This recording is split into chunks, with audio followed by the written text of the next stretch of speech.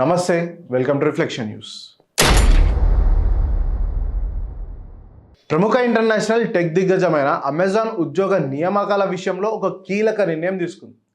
నియంత Kim Jong Un నేతృత్వంలోని ఉత్తర Korea పౌరులను ఉద్యోగ నియామకాలు నిషేధిస్తూ నిర్ణయం తీసుకుంది. ఉత్తర కొరియా ప్రజల నుంచి ఉద్యోగాల కోసం వచ్చిన దరఖాస్తులను అమెజాన్ బ్లాక్ చేసింది. ఈ విషయాన్ని Amazon chief security officer Stephen Smith లింక్డ్ఇన్లో పోస్ట్ ద్వారా వెల్లడించారు.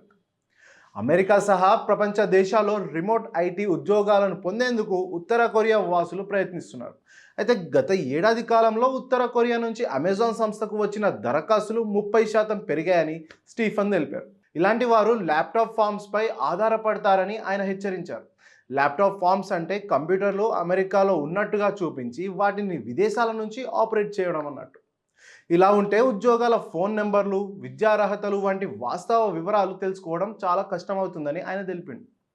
ఈ సమస్యను అమెజాన్ ఒక్కటే ఎదుర్కోవడం లేదని, అదే సమయంలో ఈ సమస్య కేవలం ఉద్యోగాలకే పరిమితం కావడం లేదని స్టీఫెన్ అన్నారు. ఇది ఆర్థిక దోపిడీ, డేటా ఉల్లంఘనకు కూడా దారి తీస్తుందని ఆందోళన వ్యక్తం చేశారు. ఇటీవల ఆరిజాన్లోని ల్యాప్టాప్ ఫామ్స్ నిర్వహిస్తూ ఉత్తర కొరియా ఐటీ ఉద్యోగాలకు సహకరించిన ఒక మహిళకు 8 ఏళ్ల జైలు శిక్ష పడింది. ఈ వ్యవహారంలో ఆపరేటర్ ఉత్తర కొరియా ప్రభుత్వానికి $17 మిలియన్ ఆదాయం సమకూరిందని అధికారులు దర్యాప్తులు తెలిపారు. కాగా కిమ్ జోంగ్ ఉన్ ప్రభుత్వం నిధుల కోసం తన పౌరులను ఇతర దేశాల్లో ఉద్యోగాల్లో చూపించి వారి వేతనం సొమ్మును అను కార్యక్రమాలకు మళ్లిస్తుందనే ఆరోపణలు కూడా ఉన్నాయి.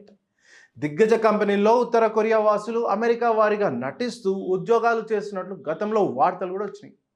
దొంగలించిన లేదా తప్పుడు ఐడీలతో ఈ ఉద్యోగాలు సంపాదించినట్లు అధికారులు గుర్తించారు.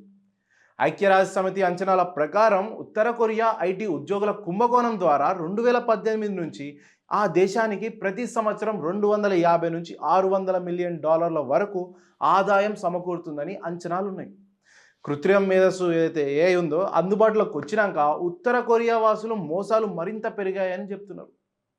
ఉత్తర కొరియాకు చెందిన సాఫ్ట్వేర్ ఇంజనీర్లు చైనా, రష్యాలో ఉంచి AI సాయంతో ఒక మంచి కంపెనీల్లో అనుభవం ఉన్నట్లు బయోడేటా తయారు చేస్తారని, దొంగలించిన లేదా తప్పుడు అమెరికన్ ఐడీలతో ఉద్యోగాలకు దరఖాస్తు చేస్తారని ఉత్తర కొరియా నుంచి వచ్చే ముప్పులపై అధ్యయనం చేస్తున్న Google cloud intelligence leader Michelle Barnhart తెలిపారు.